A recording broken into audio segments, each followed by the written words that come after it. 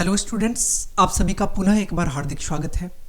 हम लोग पिछले वीडियो में क्वेश्चन नंबर 11 तक सॉल्व कर चुके थे। अभी हम लोग द्विघात समीकरण चैप्टर से संबंधित कुछ क्वेश्चन को सॉल्व कर रहे हैं। अब हम लोग स्टार्ट करने वाले हैं यहाँ पे क्वेश्चन नंबर 12 से। 12 नंबर क्वेश्चन में क्या दिया गया? कहा गया कि द्विघात समीकरण 2x² माइनस 3x प्लस 4 बराबर 0 का विविक्तकर ज्ञात करिए और फिर मूलों की प्रकृति ज्ञात करिए। आपको विविक्तकर पता करना है और आपको पता है कि विविक्तकर पर ही निर्धारित होता है मूलों की प्रकृति। हमें पहले डी पता करना है। हमें समीकरण क्या दे रखा है? तो समीकरण हमें दे रखा है 2x² माइनस 3x और प्लस 4 और ये बराबर 0 की दे रखा है। यहां से देखो a कितना है? a 2 के बराबर है। b कितना है? -3 के बराबर है। और c कितना है? 4 के बराबर है। विविक्तकर कह लो या इसी को हम लोग d कहते हैं, विविक्तकर।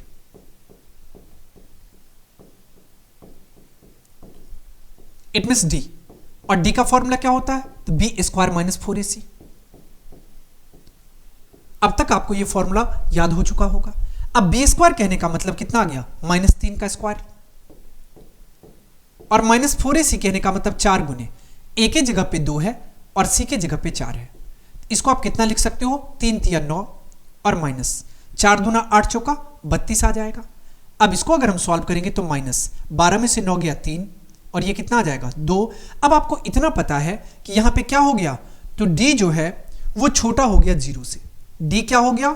छोटा हो गया 0 से। अब जब d छोटा हो जाए 0 से तो ऐसे कंडीशन में कोई भी मूल वास्तविक नहीं होते। कोई भी मूल वास्तविक नहीं होते।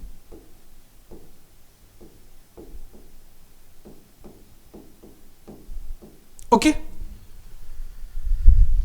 अब हम लोग चलते हैं अगले क्वेश्चन की ओर।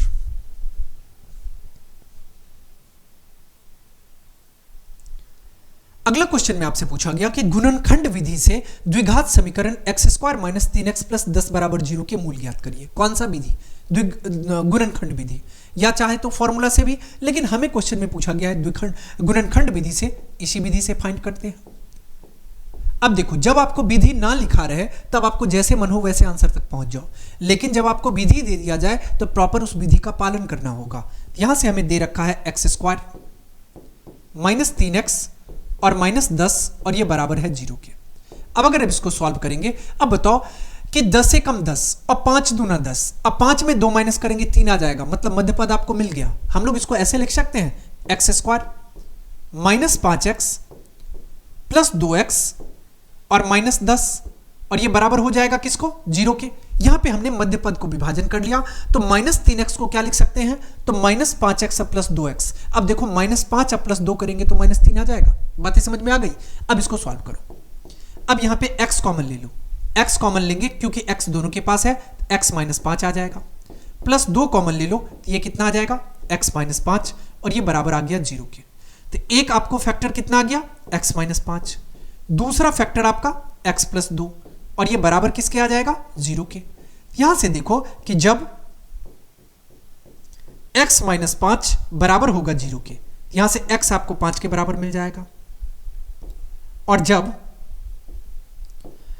x प्लस 2 बराबर होगा 0 के तो x कितना आ गया? तो यह आपको आ गया -2 के बराबर। तो यहां से दो वैल्यू आपको मूल पूछा गया, तो मूल कितना आ गया?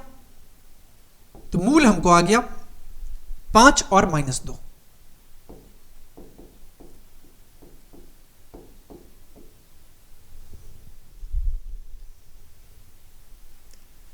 अब हम लोग चलते हैं अगले क्वेश्चन की ओर।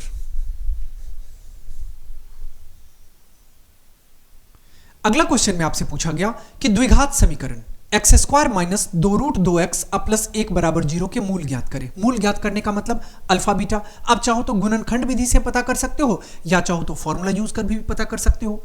यहां से देखो कि हमें क्या दिया गया? तो हमें दे रखा है x² माइनस 2√2x प्लस 1 बराबर 0। यहां पे a कितना है? तो x² का गुणांक a कहलाता है, a 1 के बराबर है। b कितना आ गया? तो b आ गया -2√2 के बराबर। और c कितना है? ये 1 के बराबर आ गया। अब हम लोग पहले क्या करते हैं? डी पता कर लेते हैं। डी का फॉर्मूला क्या होता है? तो बी स्क्वायर माइनस 4ac। अब बी स्क्वायर कहने का मतलब बी कितना है, तो -2√2, तो -2√2 का स्क्वायर करेंगे और -4ac 4 गुने 1 गुने 1 आ जाएगा।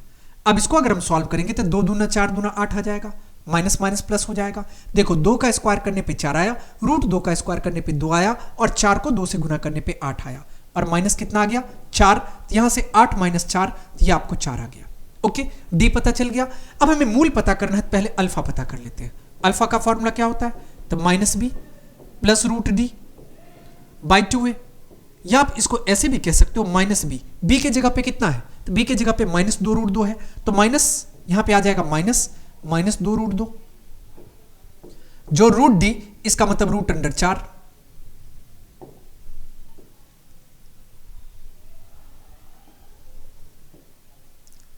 अब बट्टा 2a इसका मतलब 2 गुने, a के जगह पे कितना है 1 है, इसको आप यहां से कह सकते हो, यहां से हमको आ गया माइनस माइनस प्लस, यह आ गया 2√2 प्लस √4 मतलब 2 बट्टा 2 एकम 2। हम चाहे तो 2 को कॉमन ले सकते हैं, 2 को कॉमन लेंगे तो यह आपको आ जाएगा √2 प्लस 1 और बट्टा 2, यहां से 2 से 2 कट गया तो यह आपको आ गया √2 प्लस 1। ओके, ये आपको अल्फा आ गया, मतलब 1 आपको मूल आ गया। अब हम लोग बीटा पता कर लेते हैं। बीटा का फॉर्मूला क्या होता है, -b माइनस √d और बाई 2a। अब -b कहने का मतलब b कितना है, तो b आपको माइनस में है, तो इसको आप डायरेक्ट कर लो minus minus plus 2√2 minus √d मतलब √4। अब बच्चा 2a, तो 2 गुने a के जगह पे कितना है 1 है, इसको हम लोग लिख सकते हैं 2√2 और -2 और बट्टा 2, 2 को कॉमन ले लो, यहां से आपको आ जाएगा √2 और -1 और बट्टा 2, 2 से 2 कट गया, ये आपको आ गया √2 और -1। तो देखो एक मूल आपको आ गया √2 प्लस 1, दूसरा मूल आपको आ गया √2 - 1। अब हम लोग चलते हैं अगले क्वेश्चन की ओर।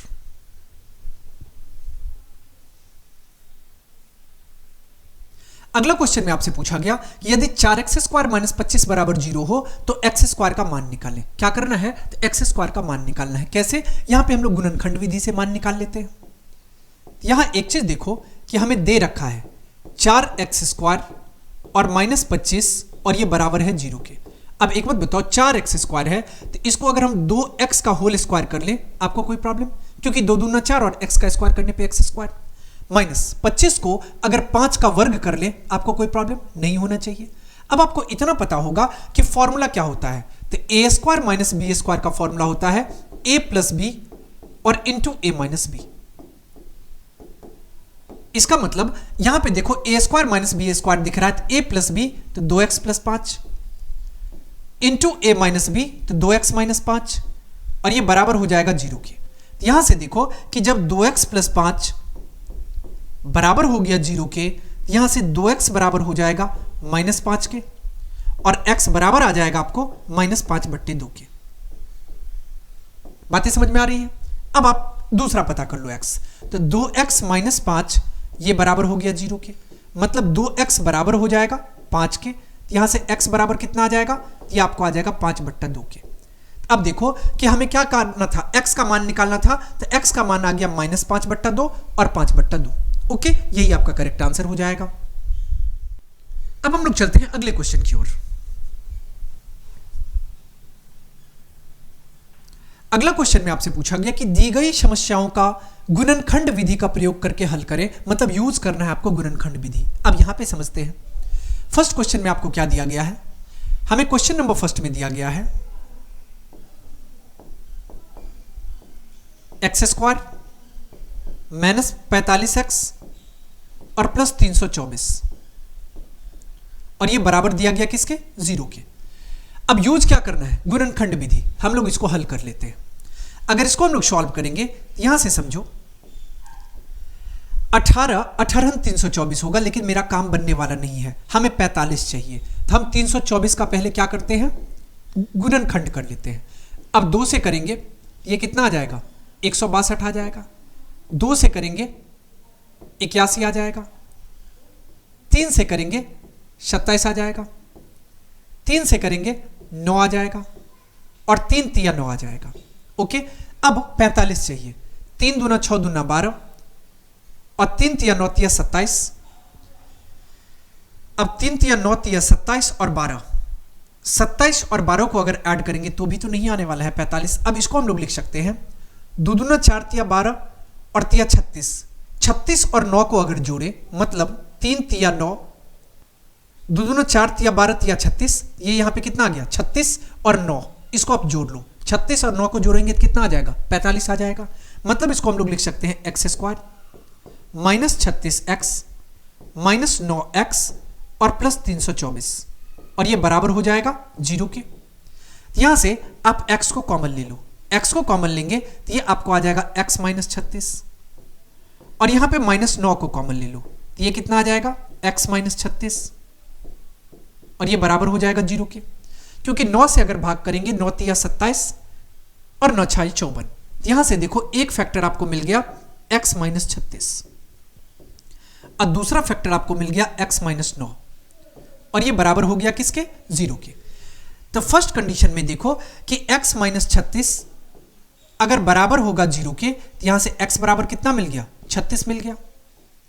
सेकंड कंडीशन में जब x माइनस 9 बराबर होगा 0 के तो x बराबर कितना आ गया 9 आ गया। तो आपको x का दो वैल्यू आ गया, एक 36 और एक 9। बातें समझ में आ गई, यही आंसर हो गया। अब हम लोग चलते हैं अगले क्वेश्चन की ओर।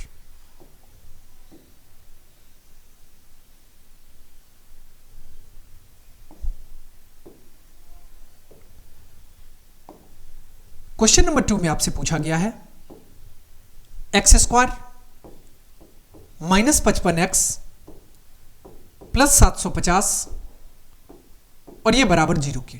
ओके, अब यहां पे समझो, अब इसको हम लोग सॉल्व कर लेते हैं। अब देखो कि 750 दिया गया है। अब इसका पहले यहां पे आप प्राइम फैक्टराइजेशन कर लो। 750 से हमें लाना कितना है, हमें लाना है 55। कैसे आएगा, अगर 2 से इसको करेंगे तो 2 तिया 6, 1 7, 7 दूना 14 और 5 दूना 10। अब अगर इसको हम लोग 5 से करेंगे, 5 सत्ते 35 और 5 25, फिर 5 से करेंगे तो ये कितना आ जाएगा 15 5 75, फिर 5 से करेंगे तो ये कितना आ जाएगा 5 तिया 15। हमें चाहिए क्या 55। 5 दूना 10, 5 25 तिया 75 नहीं होगा। 5 तिया 15 5 75 नहीं होगा। 5 दूना 10 तिया 30, 30 और 25। अब देखो 5 दूना 10 और 10 तिया 30 और 30 और 25 को अगर ऐड किया जाए तो 55 आ जाएगा। मतलब इसको आप ऐसे लिख सकते हो x square minus 30x minus 25x और प्लस 750 और ये बराबर हो गया किसके 0 के। यहां से आप x कॉमन ले लो, x कॉमन लोगे तो x माइनस 30 आ जाएगा। माइनस 25 कॉमन ले लो, ये कितना आ जाएगा x माइनस 30 और ये बराबर हो जाएगा 0 के, क्योंकि 25 को 30 से गुना करने पे 750 आ जाएगा। अब यहां पे देखो कि एक फैक्टर आपको क्या निकल के आ गया x माइनस 30, दूसरा कितना मिल गया x माइनस 25 और ये बराबर हो गया किसके 0 के। तो यहां से देखो कि जब हम लोग x माइनस 30 बराबर करेंगे 0 के तो x बराबर 30 आ जाएगा। जब हम लोग x माइनस 25 बराबर करेंगे 0 के तो यहां से x बराबर कितना आ जाएगा तो 25 आ गया। यही आपसे क्वेश्चन में पूछा गया, तो एक आंसर 30 आ गया और दूसरा 25 आ गया। अब हम लोग चलते हैं अगले क्वेश्चन की ओर।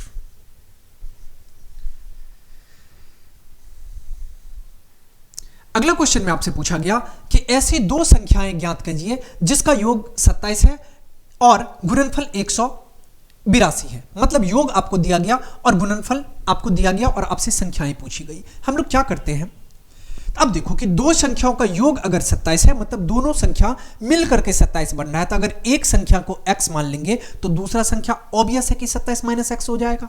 हम लोग क्या करते हैं, संख्या मान लेते हैं। माना कि पहली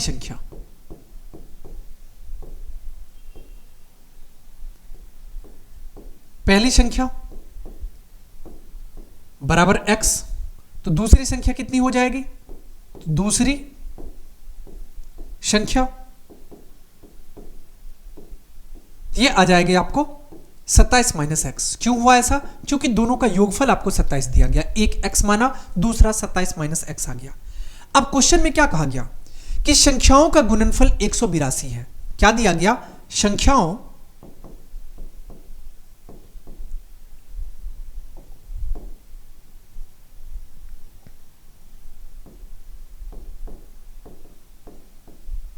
का गुणनफल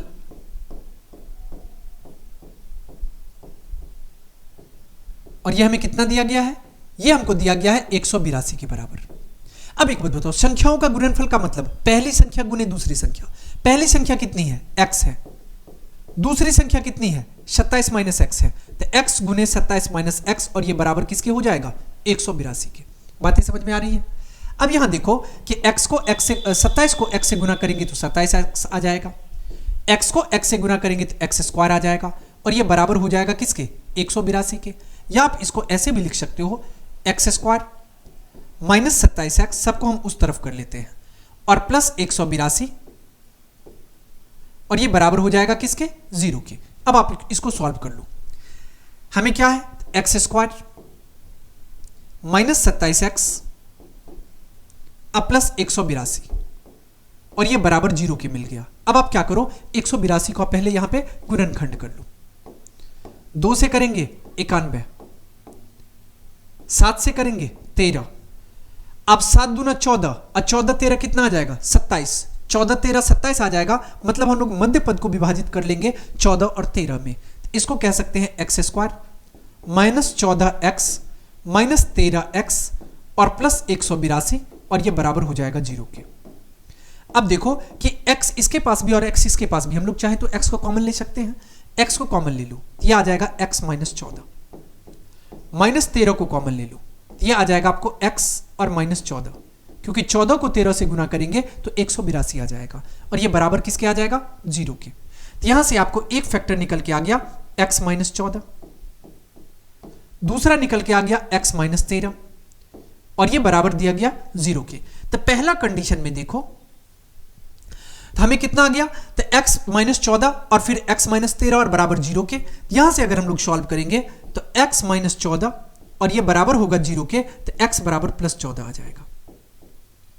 इसके बाद x माइनस 13 बराबर हो जाएगा 0 के, तो x बराबर कितना आ जाएगा? 13 आ जाएगा। अब देखो कि अगर, अब देखो दोनों मान यहां पे वैलिड है, मतलब x बराबर 14 भी ले सकते हैं और x बराबर 13 भी ले सकते हैं। तो अब देखो कि जब पहली संख्या को आप 14 यहां पे मान लो रखते हो तो दूसरी संख्या कितना आ जाएगा? तो 27 माइनस 14 मतलब 13 आ जाएगा। और अगर हम लोग मान लो पहली संख्या को 13 मानते हैं तो पहली संख्या अगर 13 रखेंगे तो 27 माइनस 13 करने पे कितना आ जाएगा? 14 आ जाएगा। तो हम लोग कह सकते हैं कि पहली संख्या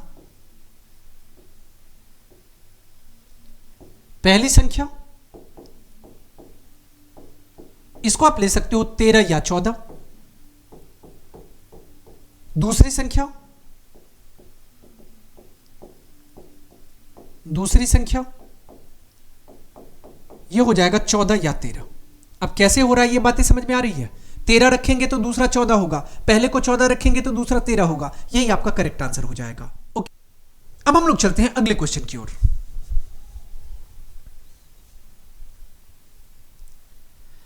अगला क्वेश्चन में आपको कहा गया कि दो क्रमागत धनात्मक पूर्णांक ज्ञात करिए जिसके वर्गों का योग 365 हो। क्या कहा गया कि क्रमागत धनात्मक पूर्णांक। अब इसका मतलब क्रमागत का मतलब क्या होता है? क्रम अनुसार, 1 के बाद 2, 2 के बाद 3, 3 के बाद 4, 4 के बाद 5, ये क्रमागत कहलाते हैं। हम लोग मान लो कि पहली धनात्मक पूर्णांक को x मान लेते हैं। माना कि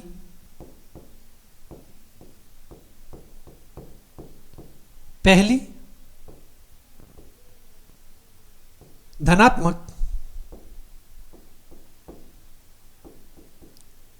पूर्णांक x के बराबर आ जाएगा, दूसरी क्रमागत धनात्मक पूर्णांक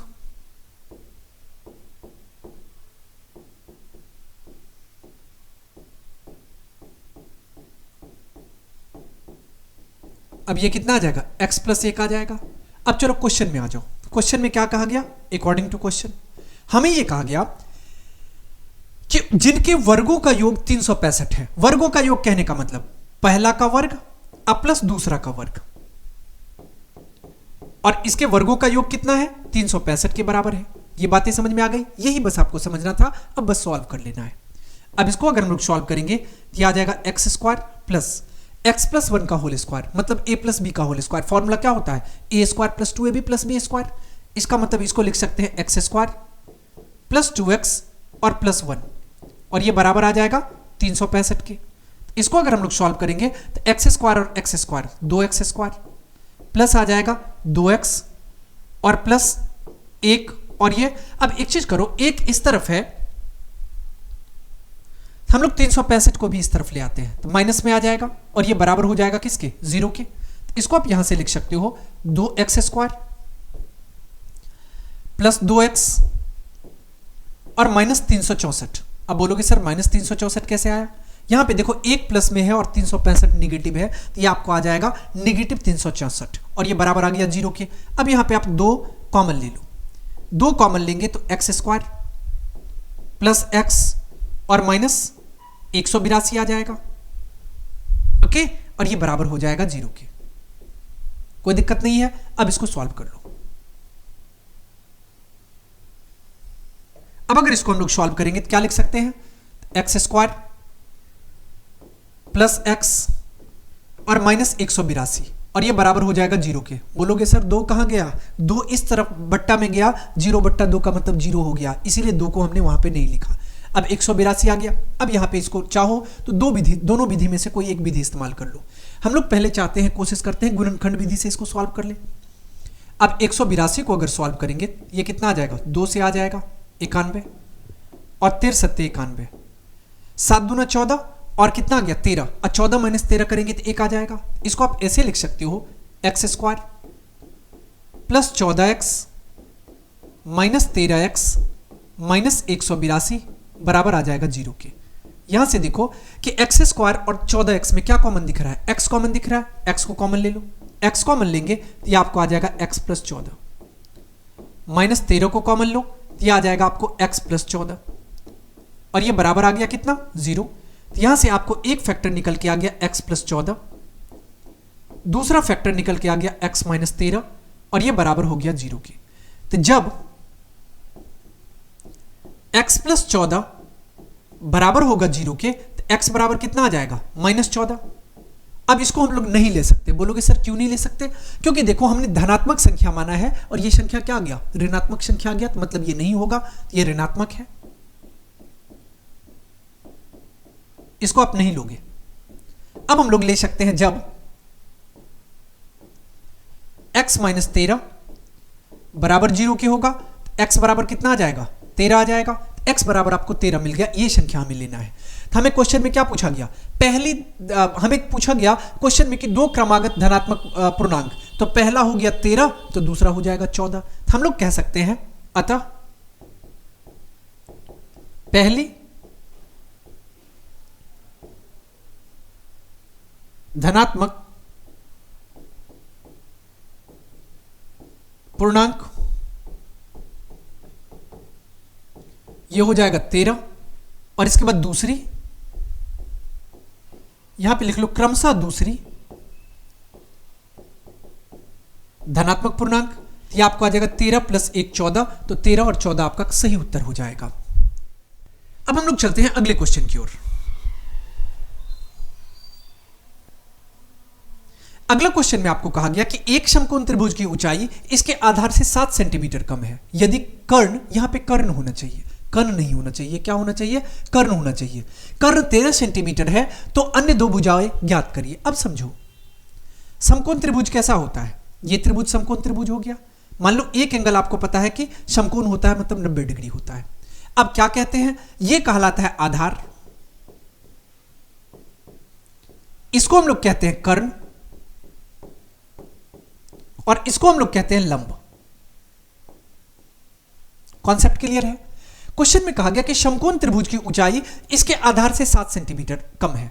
अब ऊंचाई जो है, इसी को ऊंचाई कह लो, लंब कहते हैं, या इसी को हम लोग ऊंचाई भी कहते हैं, कोई दिक्कत नहीं है। ये ऊंचाई आ गया। अब कहा गया कि आधार से 7 सेंटीमीटर कम है। अब हम लोग क्या करते हैं, आधार को मान लेते हैं, माना कि आधार बराबर x, आधार x के बराबर है, x सेंटीमीटर मान लो, तो ऊंचाई क्या हो जाएगी, तो ऊंचाई ये बराबर हो जाएगी 7 सेंटीमीटर कम है, तो मतलब x माइनस 7 सेंटीमीटर के। ये बातें समझ में आ रही है। अब एक चीज देखो कि यहां से अब इसको इरेज कर लो। अब ये आधार कर्ण लंब समझ में आ गया। यहां से हमें क्या कहा गया है, अब क्या दिया गया है वो इसको आप यहां पे लिख लो। हमें आधार को हमने क्या माना, x माना, ऊंचाई क्या आ गया, x माइनस 7 आ गया। अब एक बात आपको पता होगा कि अगर हमें समकोण त्रिभुज दिखाई दे रहा है, यहां पे हम लोग पाइथागोरस थ्योरम अप्लाई कर सकते हैं। पाइथागोरस प्रमेय, पाइथागोरस प्रमेय क्या कहता है, कर्ण स्क्वायर बराबर लंब स्क्वायर प्लस आधार स्क्वायर। हमें क्वेश्चन में कर्ण दिया गया है, कर्ण कितना दिया गया है, 13। हमें कर्ण दे रखा है कितना के बराबर, तो 13 सेंटीमीटर के बराबर। अब हम लोग कह सकते हैं कि कर्ण स्क्वायर बराबर लंब स्क्वायर प्लस आधार स्क्वायर।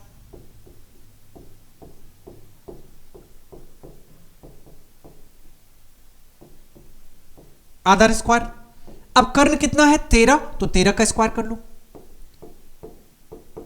लंब कितना है, तो लंब है x माइनस 7, तो x माइनस 7 का स्क्वायर कर लो। आधार कितना है x, तो x का स्क्वायर कर लो। इसको अगर हम सॉल्व करेंगे 13 13 169, a माइनस बी के होल स्क्वायर का फॉर्मूला क्या होता है, a square minus 2ab plus b square. यह आ जाएगा ए स्क्वायर माइनस 2ab मतलब 7 दूना 14x प्लस बी स्क्वायर मतलब 7 का स्क्वायर 49 प्लस एक्स स्क्वायर। मतलब इसको हम लोग लिख सकते हैं 169 बराबर एक्स स्क्वायर में एक्स स्क्वायर जोड़ेंगे 2x square minus 14x plus 49। अब यहां पे सॉल्व कर लो, यहां से कितना आ जाएगा, तो ये आपको आ गया 2x square minus 14x plus 49, और इस तरफ लेकर के आएंगे तो माइनस 169, और यह बराबर हो जाएगा 0 के। या इसको ऐसे भी लिख सकते हैं 2x स्क्वायर माइनस 14x और माइनस 9 में से 9 माइनस होगा 0, 6 में से 4 माइनस होगा 2, 120, और यह बराबर हो जाएगा 0 के। अब 2 कॉमन ले लो, 2 को अगर कॉमन लेंगे तो यह आ जाएगा एक्स स्क्वायर माइनस 7x और माइनस 60, और बराबर हो जाएगा 0 के। यहां तक बातें समझ में आ रही है। ये क्या आ गया, एक्स स्क्वायर माइनस 7x और माइनस 60 बराबर 0। अब इसको हम चाहे तो 0/2 कर सकते हैं, तो x square minus 7x minus 60 और बराबर हो जाएगा 0/2, कहने का मतलब 0 आ गया। ओके, अब हमें क्या चाहिए, 7 चाहिए। अगर 60 चाहिए, हमें 7 लाना है, कैसे आएगा, तो 2 से करेंगे तो ये 30 आ सकता है, 2 से करेंगे तो 15 आ जाएगा, 3 से करेंगे 5 आएगा। अब देखो 3 दूना 6 दूना 12, और 12 में से 5 माइनस करेंगे तो 7 आ जाएगा। मतलब इसको हम लोग लिख सकते हैं x square minus 12x plus 5x और माइनस 60, और ये बराबर हो जाएगा 0 के। यहां से आप x कॉमन ले लो, x कॉमन लेंगे तो x माइनस 12 आ जाएगा, प्लस 5 को कॉमन लोगे तो भी x माइनस 12 आ जाएगा, बराबर 0। तो यहां से कह सकते हो कि एक हमें फैक्टर मिल गया x माइनस 12, और दूसरा मिल गया x प्लस 5, और ये बराबर हो गया किसके, 0 के। अब यहां पे देखो कि हम लोग क्या कह सकते हैं कि x बराबर, जब x माइनस 12 बराबर 0 होगा तो यहां से x बराबर 12 आ जाएगा, और जब x प्लस 5 बराबर 0 होगा तो यहां से x बराबर कितना आ जाएगा, माइनस 5। और आपको यह पता है कि त्रिभुज की भुजाएं कभी नेगेटिव नहीं हो सकती, मतलब ऋणात्मक नहीं हो सकती। तो त्रिभुज की भुजाएं ऋणात्मक नहीं हो सकती, ऋणात्मक नहीं हो सकती। अगर ऋणात्मक नहीं हो सकती मतलब पॉजिटिव होगा, तो यहां से हम लोग कह सकते हैं अतः अब यहां पे लिख लो, ये आपको पता चल गया। हमें क्या मिल गया, x बराबर 12 मिल गया, अतः हमें x बराबर 12 मिल गया। अब x 12 के बराबर मिल गया तो क्वेश्चन में क्या पूछा गया था, अन्य दो भुजाएं ज्ञात करिए। तो आधार कितना आ गया, आधार आपको आ गया, आधार बराबर आपने कितना माना है, x सेंटीमीटर, x 12 आ गया तो मतलब 12 सेंटीमीटर आ गया। इसके बाद ऊंचाई,